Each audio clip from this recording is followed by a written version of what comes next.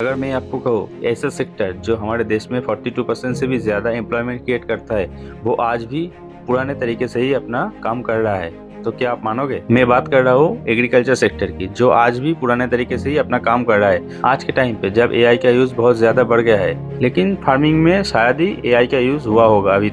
ये भी होने वाला है विस्तार के बाद। इस विस्तार एआई एजेंट आने के बाद हमारे देश के जो खेती करने वाले लोग हैं, वो इस एआई का यूज कर पाएंगे अपने खेती के लिए। इसमें आपको कुछ नहीं करना है, सिर्फ आपको एक कॉल करना है विस्तार एजेंट को कि आपको कौन सा खेती कब करना है, कौन सा पेस्टिसाइड कब डालना है, वेदर क्या रहेगा, कौन सा स्कीम चल रहा है। सारा कुछ आप इस एजेंट से जान सकते हो सिर्फ एक कॉल करने के बाद। कुछ दिन पहले जो हमारा बजट सेशन होता है, उसमें हमारा देश की निर्मला सीतारमण जो फाइनेंस मिनिस्टर है, वो यही विस्तार एआई एजेंट के बारे में बताते हैं। इस एआई एजेंट आने के बाद कैसा होता है, क्या क्या इसका इम्प्लीकेशन रहेगा, वो तो समय ही बताएगा।